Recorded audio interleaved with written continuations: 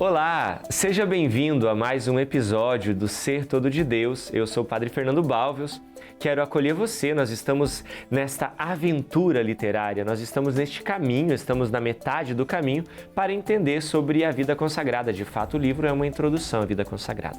Nós vamos, episódio por episódio, conhecer o conteúdo deste livro. Quero te falar onde você pode adquirir o livro. Você pode comprar o livro nas lojas Evangelizar, na internet pelo site loja.copiosaredenção.org.br ou adquirir o livro na Amazon, também a versão digital, ok? Todos os episódios estão no nosso canal do YouTube lá, TV Evangelizar. Se inscreva e ative o sininho. Você que tem o livro, pega comigo aí na página 75, um capítulo belíssimo, um dos mais bonitos desse livro, que fala abraçar uma vida de pobreza. Me acompanhe. Tenha certeza que você não vai perder nada. Vamos lá?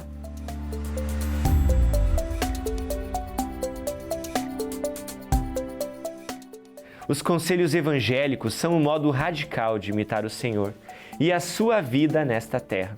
Professando os votos religiosos, o consagrado escolhe seguir Jesus Cristo mais de perto e ser um testemunho vivo do seu amor por cada homem. Entre estes conselhos está o da pobreza. Sobre a pobreza, é possível estabelecer vários discursos, e muitos deles, durante os anos de formação na comunidade, são retomados. A nossa pobreza é a pobreza de Cristo. Uma pobreza escolhida e não imposta. Pobreza que é caricatura do amor nos seus traços de simples servo de todos. O amor é servo, e o servo deve ser pobre. No livro eu trago uma notinha de rodapé, acompanha lá. Jesus é o obediente por excelência, descido do céu não para fazer a sua vontade, mas a vontade daquele que o enviou. Entrega o seu modo de ser e de agir nas mãos do Pai. Lucas 2:49. Por obediência filial, assume a forma de servo.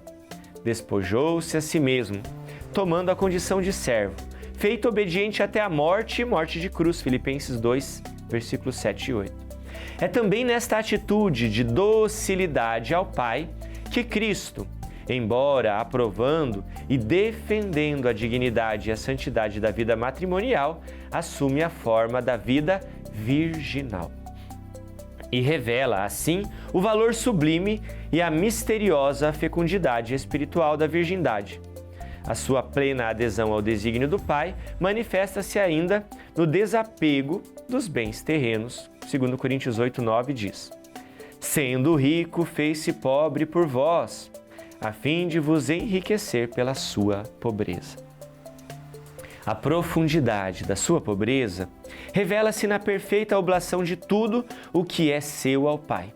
Verdadeiramente, a vida religiosa, a vida consagrada, constitui memória viva da forma de existir e atuar de Jesus, como Verbo encarnado face ao Pai e aos irmãos. É memória vivente da vida e da mensagem do Salvador, diz o Vita Consacrata 22. O decreto do Concílio Vaticano II, Perfecti Caritatis, diz que, vivendo a pobreza religiosa, não basta sujeitar-se aos superiores no uso do bem comum, mas é preciso que os religiosos sejam pobres real e espiritualmente, possuindo os seus tesouros no céu.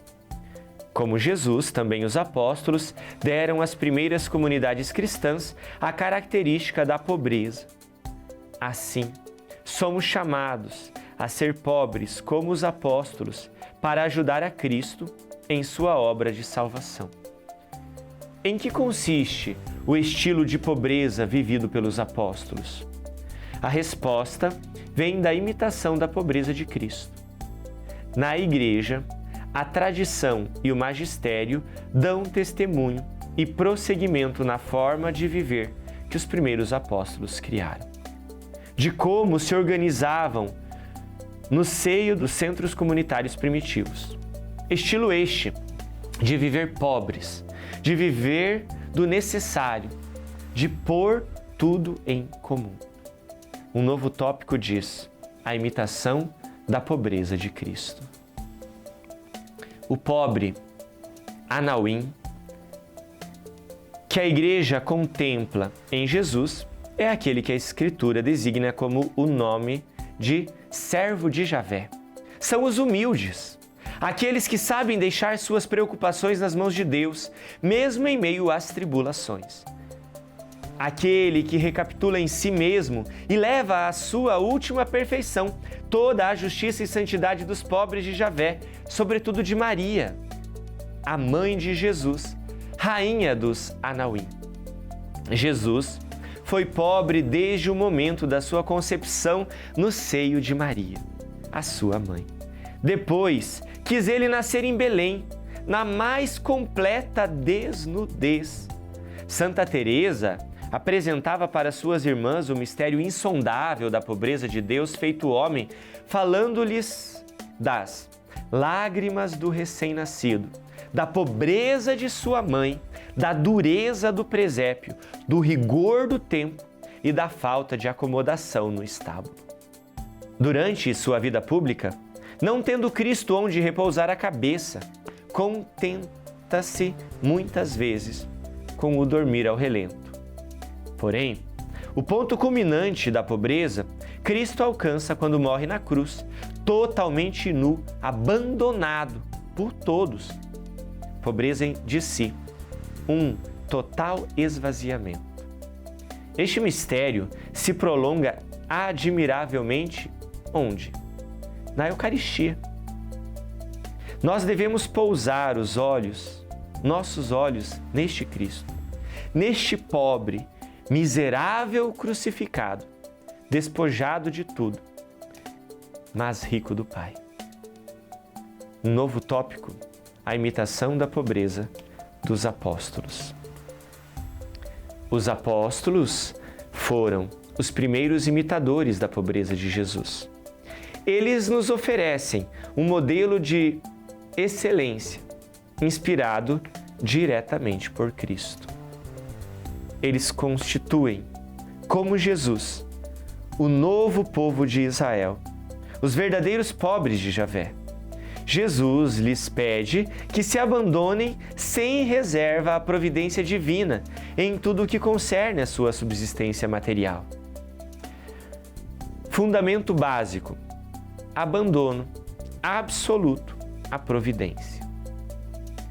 A medula do conselho da pobreza, dado por Cristo a seus apóstolos, consiste em entregar-se incondicionalmente à providência divina, sem inquietação e com absoluta confiança. Mateus 6, de 25 a 33. A providência divina não nos dispensa de trabalhar na previsão e esforço para ganharmos o nosso pão de cada dia, porém não devemos nos inquietar. Há uma inquietação boa e outra que é má. A boa é a que busca os bens verdadeiros, as verdadeiras riquezas, quer dizer, o reino de Deus e a sua justiça. Em uma palavra, o mesmo Jesus. Ó riqueza dos pobres, e que admiravelmente sabeis sustentar as almas. Este é o tesouro escondido, que temos de buscar com todas as nossas forças, sem cansar-nos nunca, e que nos faz morrer de gozo quando chegarmos a descobri-lo. A inquietação má é a que busca com afano e perturbação interior as riquezas materiais, supérfluas.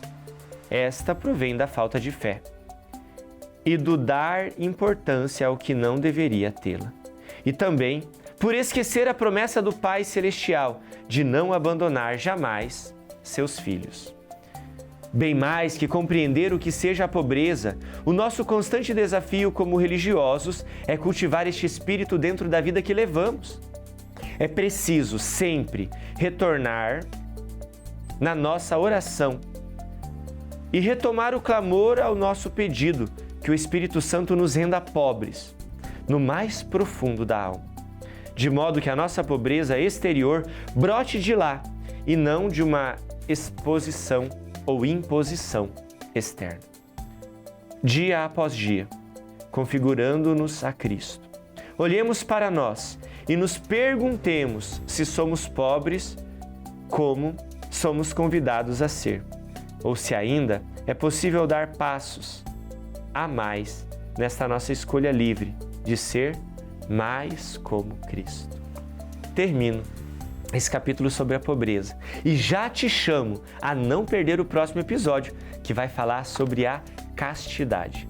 Deus te abençoe em nome do Pai, do Filho e do Espírito Santo. Amém. Até lá!